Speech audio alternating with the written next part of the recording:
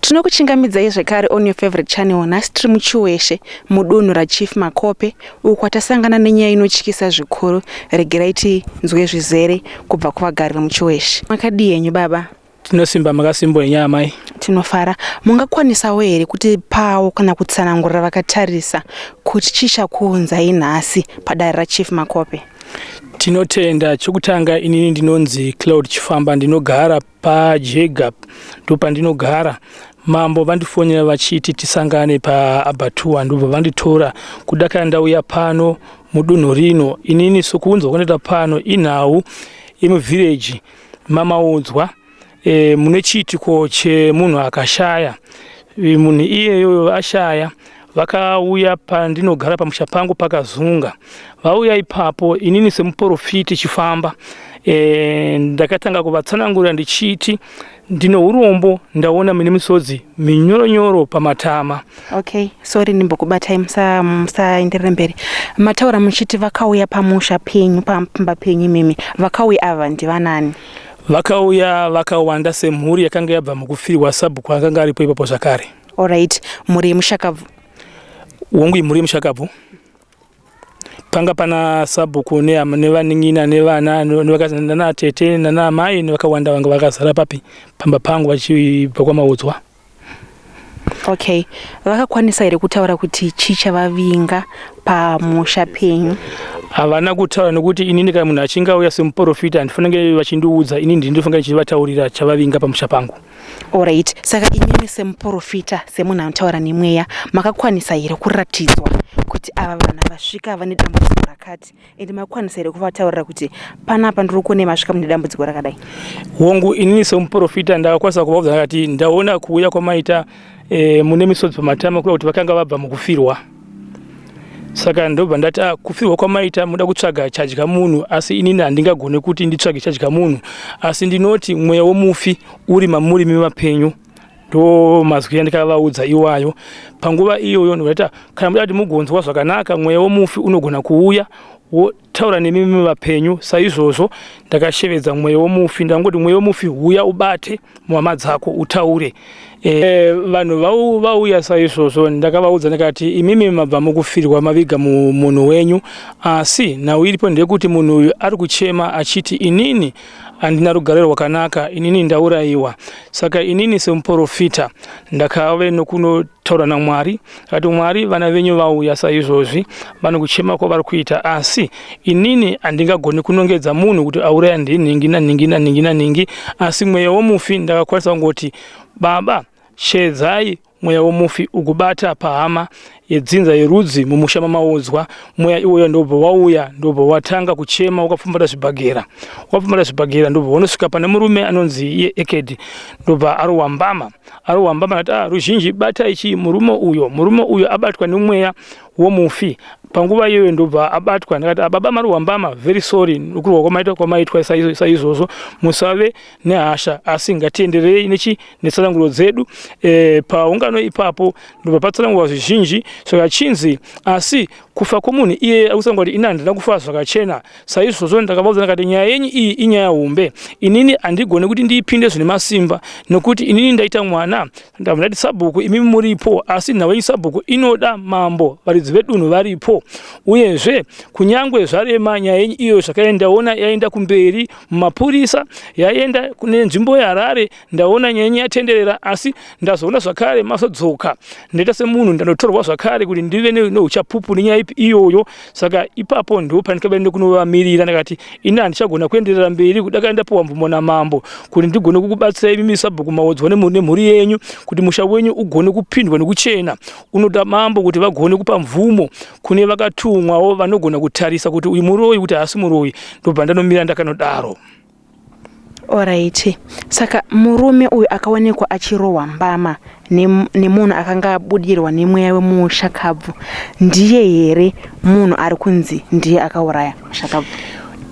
Inini handingagone kuzvipikisa semhepo yakanga yabata pamunhu mupenyu achitsanangura achiti uyu murume uyu ane mari yaanayo asi mari inoropa asi panguva iyo aida kuti abatwe nemhepo yemufi kunzi atorwe mari papi yanga iri muhomwe inini munhu angabatwa nemhepo ndobva ndamurambidza kuti kwete musaite izvi papi pamusha pangu chandinongoda inini unyoro asi ndinoda kuti mambo vachinge varipo tofamba toendera mberi nedare renyu ramawira papi pano ndobva vaitawo saizvozvo ndobva ndanyaradza mweya wemufi ipapo ndobva vasumuka kuti chizoendai kwamambo mopiwa mvumo namambo kwamunenge makuenda uko kusisiri kwangu ndobva ndanomirira ndakadaro ndiri ipapo.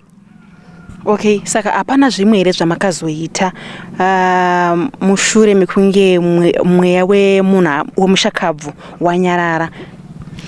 Ipapo handina zvimwe zvandingagona kuzoita. Ndakagoda kuti ini ndichamirira mambo. Kana mambo vachinge vandishevedza saizvozvi ndinogona kuti ndosimudzira kuenderera mberi kubva pandakasiyira ndichienderera mberi kudakara mambo vanditenda kuti saizvozvo ndizvozvo zvakaitwa kuti asi ndizvo ndinokubudikidza nesimba raMwari.